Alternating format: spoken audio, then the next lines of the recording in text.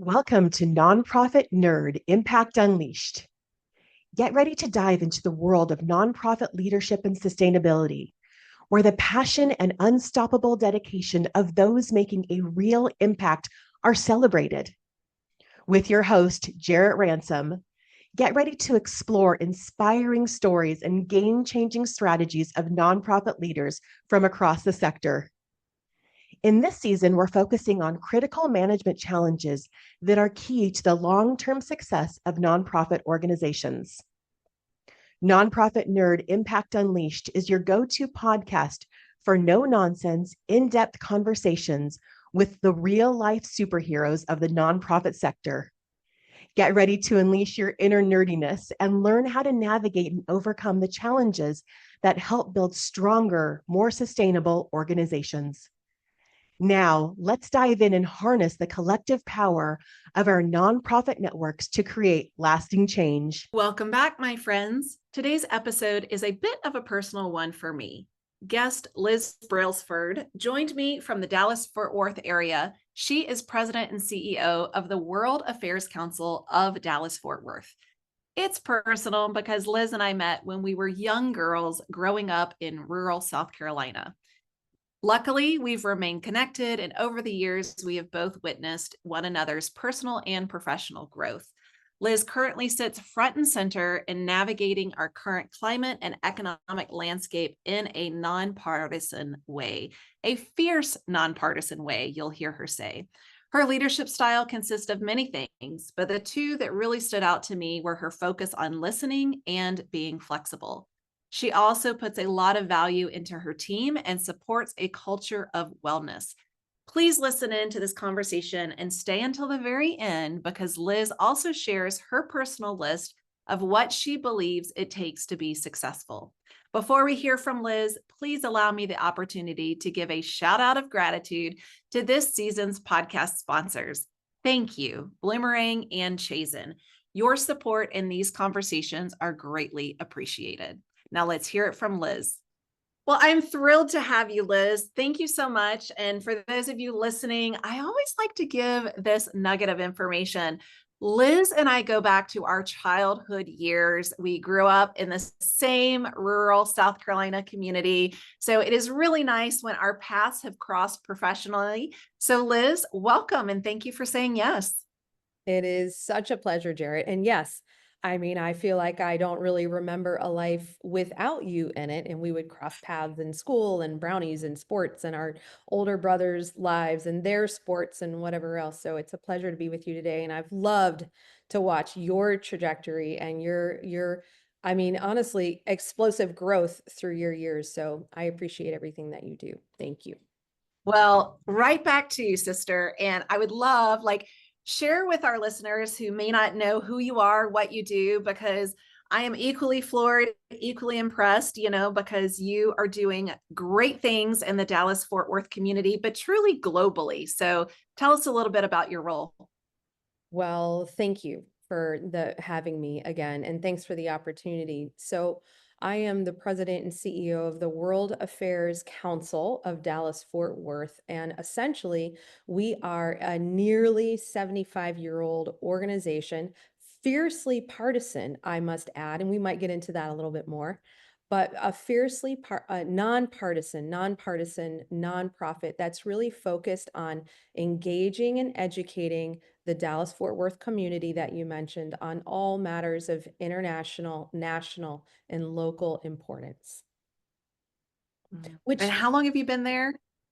So I just celebrated my 4-year anniversary in February of this year. So February 15th. So I arrived in Dallas on 2/1/21, which is kind of fun. Okay. Yeah, that is really fun. Yeah. So that's a big role. Nonpartisan in today's climate, I can imagine there's some challenges, there's some opportunities, right? Like just navigating all of that. But I really want to ask you, Liz, when you think of leadership and sustainability, and I've shared this with all of my podcast guests, you get to define these words however you wish. But what does leadership and what does sustainability look like today, right? In light of our current state of affairs? Yeah, I mean, this is the world that we live in. So the World Affairs Council is an organization that talks about, as I said a second ago, matters of international, national, and local importance. And really, that's any topic that you can think of, but often about policy and politics and geopolitical affairs that seemingly are exploding by the day around our globe. So it's a really interesting space to be in. When our founder started this organization almost 75 years ago in 1951, we're officially 74 this year. He founded it on the notion that Americans writ large, but more specifically this region, DFW, really should be engaged in our government and our democracy, and that we can't have apathy in the arena of international affairs because the world's not going away.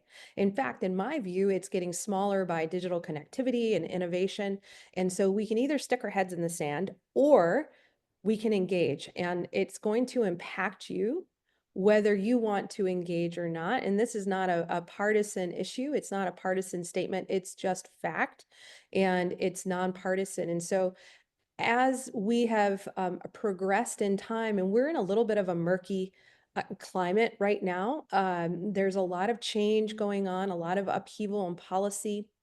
Things are very fast moving, and people are feeling across the spectrum on what's going on. And so maybe some things that might not have seemed political before maybe feel political these days. And I think people are feeling that in all aspects. And so for us here at the council, we're finding that we're leaning into our mission.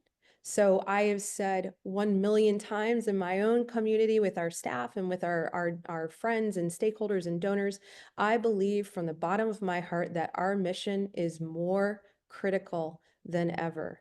And so throughout 75 years, we've sustained in this community. I think that we are really leaning into our mission in terms of sustainability. We're really pivoting to setting our sights on the next 75 years so that we thrive far into the future to be sustainable.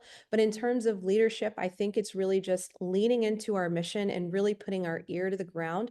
We are being a little bit sensitive about what programming we're putting out there. We're listening to the current climate and the environment and listening to our stakeholders here, which are across the spectrum and feel all kinds of different ways and have definite opinions, which I'm really leaning into right now as a leader, listening not only to staff, but to the community, but just being a little bit more sensitive on how we're framing our mission and making sure that people know that we are a mission about all matters of international, national, and local importance, and that we're fiercely nonpartisan. I say that a lot, but I also think that this time is really about self-care, not only for our staff who work so hard, but also me. And I will say I am not perfect by any means, but it is something that I really try to work on, is that self-care piece, because I think all of us work so hard, especially in the policy world, which is where the council exists, that we need to try to work hard, but also relax and take the time to take care of ourselves. I also will just add this. I think we're leaning into a little bit more of a business pivot, a business focus here at the council, and we're holding fast and true to our founding mission, which we live and breathe by, but also kind of including that business conversation piece. So we're serving business leaders and engaging in topics that will help them as a business. And so those are the things that we're really thinking about. You know, there's a lot in that, and our climate is different. The fierce nonpartisan advocacy that your council provides, right? Like, I'm thinking of this in the role you're in and the community that your organization serves. You're right, stakeholders are varied, right? And so even our nonprofit, because maybe we have more nonprofit listeners, policy is changing and it is affecting our nonprofit community every day. And there's changes, happening. I love that you said, or what I heard you say really was part of your leadership style was listening, right? Simply listening and being open to what does the community, and I love that you've used that word so often, because I do believe we need community now. We've needed it, but holy heck, do we really need it in this moment? What other leadership styles really bubble up to the surface for you right now, Liz, in your role and, and then in what your community needs? Yeah. Well, I do think the listening piece is really important. You just said it, and it's true. And in fact, I just met with a donor and a member last night.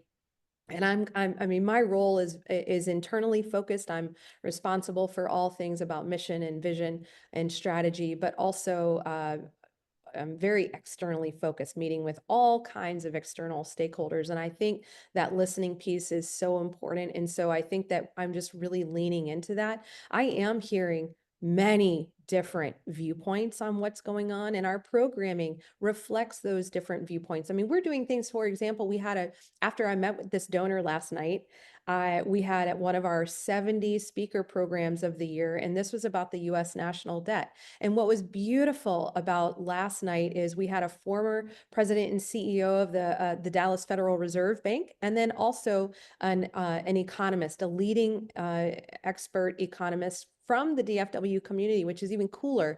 Both of them are very well known across this region, very plugged in, very well respected, and they had an amazing conversation. And what made that so amazing to me was that it was analytical, it was emotionless, it was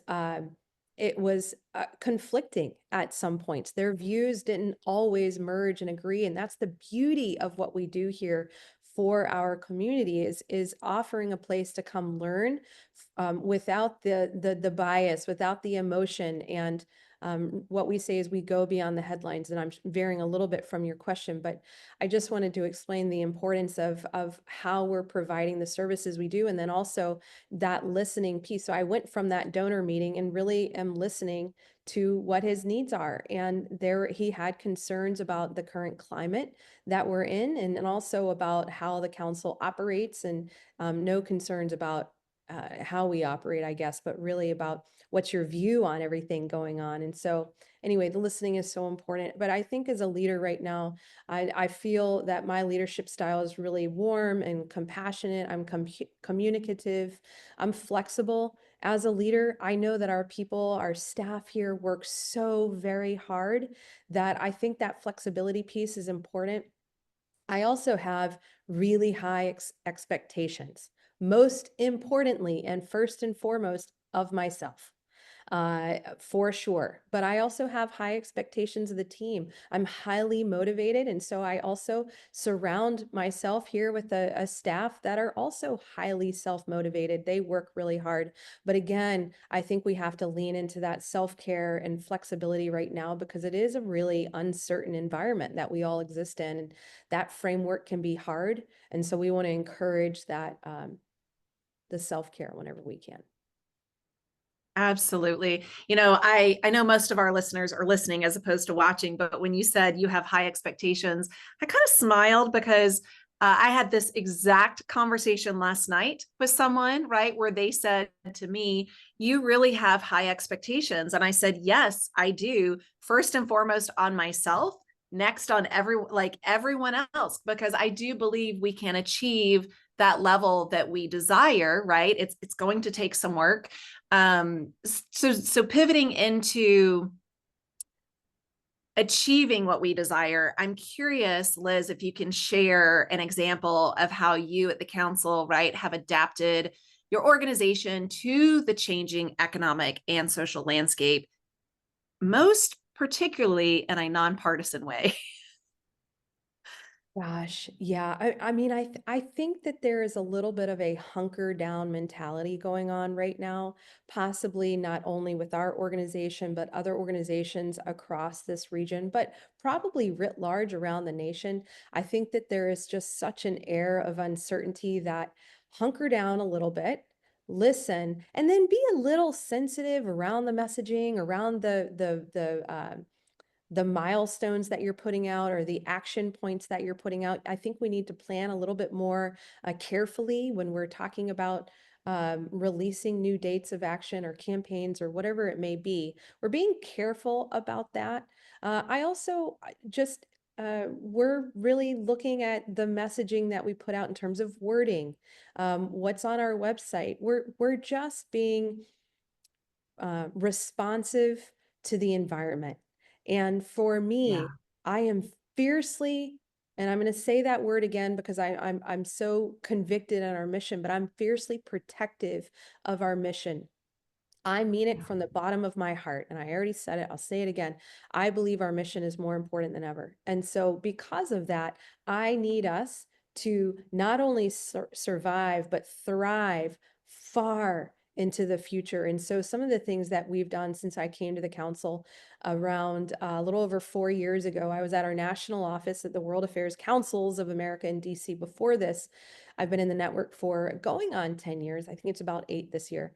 But for me, what's important is that we've set ourselves up for success, I think. And if we're thinking about sustainability, we really concentrated on the rebrand. That was something that we went about in 2023, and that was a big lift for us, but I'm really proud of the result of that. We've modernized our organization so that we seem more accessible by more people. We want to reach the furthest corners that we can of this, of DFW.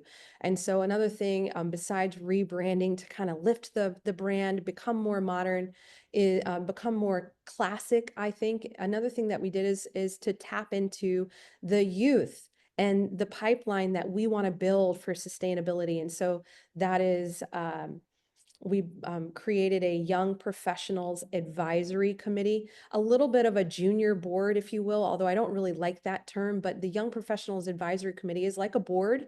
And it's a competitive application process. There's a 2-year term. There's board dues and responsibilities that they commit to, but it's really about building the pipeline that we need for sustainability and getting the age set that we want to engage with our council. And then another thing that we did, you're talking about how are we evolving to meet the needs and meet the climate.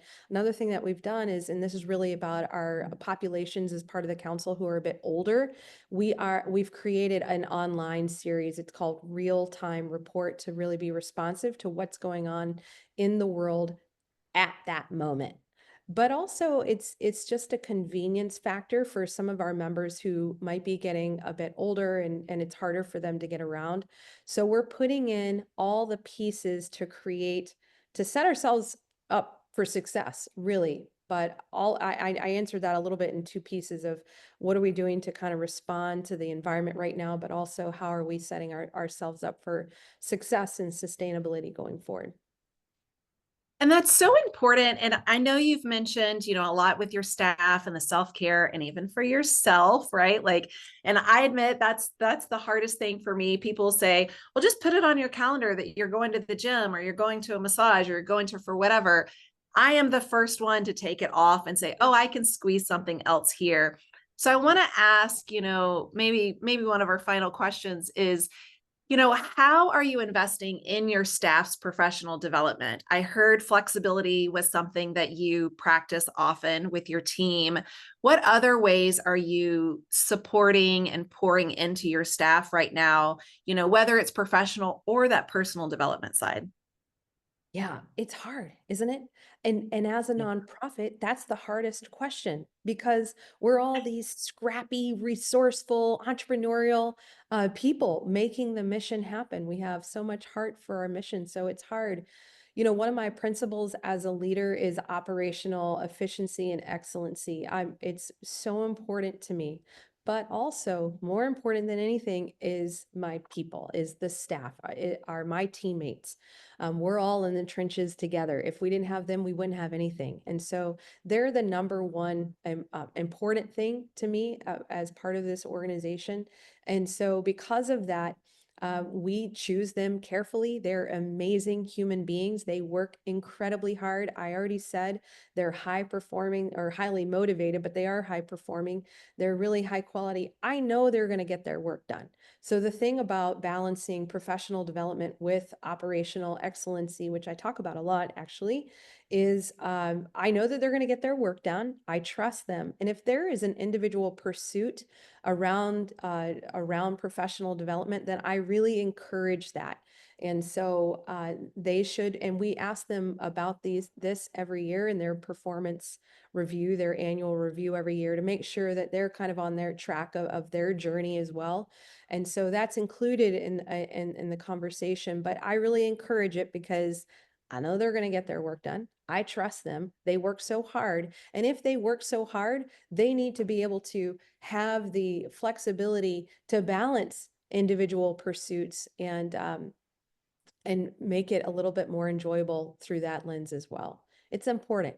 Right. It's very important. Yes, it's very important because without our team, without our volunteers, without our board, right? It's like this work cannot be done at the same level that it needs to get done. Well, Liz, I want to ask, how can people learn more about you as well as the council? And then second to that, right? Like if they're not in DFW, is there another council that they can plug into? It's a great question. So thank you for that opportunity. And yes, absolutely. We, if you go to our website at DFW World, there's two W's in the middle there, dfwworld.org. You can go look at all of our membership options. You can go look at all of our event options. And we do have online programming these days. We're trying to do more of that. So there's more to come, but we'd love to have them engage in the council. We want, as I said a few minutes ago, we want our mission to reach the furthest corners of this community and beyond. But yes, we're doing more online. So if you are not in the DFW Metroplex, you can plug in that way. But that being said, if you are outside of this region, we are part of a network of 90 World Affairs councils in 43 states. So there's a lot of us. And it's a really tight network. And I love the network so much. I love our collective mission.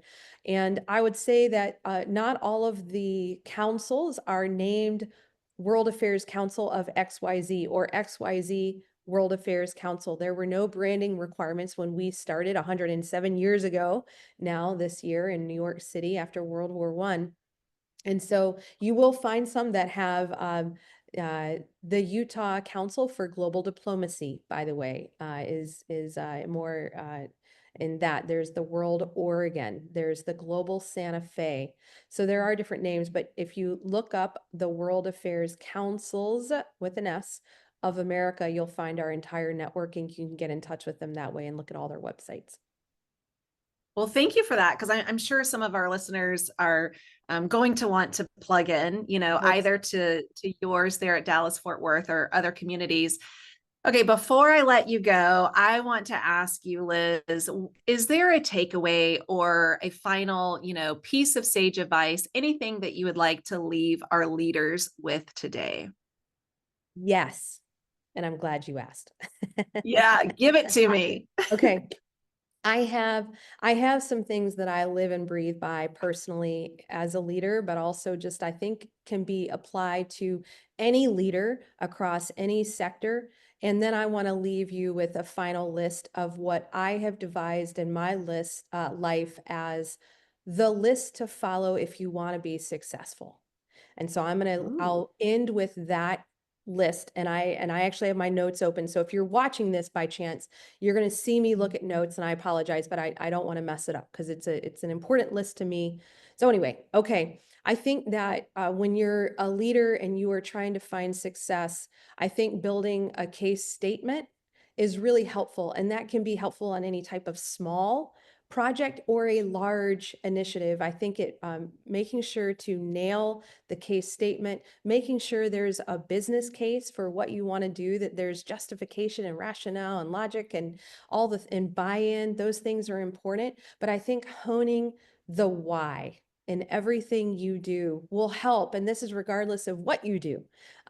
Really thinking about and honing, nailing the why.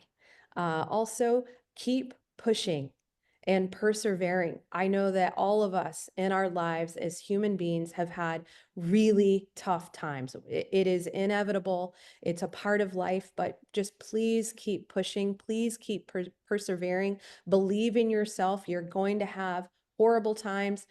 Pick yourself up, dust yourself off, and keep going, because whatever you envision, whatever you manifest will happen if you believe in yourself and you keep going. We'll all have those days, but push through and have the grit, and it will happen. And then I have a cool quote that I heard, I think probably around 1 or 2 years ago, that I love. And I thought I would say that. And then I'm going to give you my list, Jarrett. But the quote is, "A leader is only as big as the smallest thing that provokes them." A leader is only as big as the smallest thing that provokes them. And I actually use that a lot in my leadership. And so I think that helps me. I love that. Yeah, I've not heard it before, but that's going to sink in, and I can already tell it's going to come up in several instances. So I'm sure that landed and resonated with many of our listeners. Liz, we could talk for hours, and I know before we went on air, so to speak, we talked about making that happen. So again, I am so very grateful, so very proud of you. So thankful for the work that you do in the Dallas-Fort Worth community, but truly like globally, right? Like it goes beyond that community. So thank you so much. Thanks for all that you've shared, and keep up the great work. Thanks so much for having me, Jarrett. I'm really proud of you too. Thank you.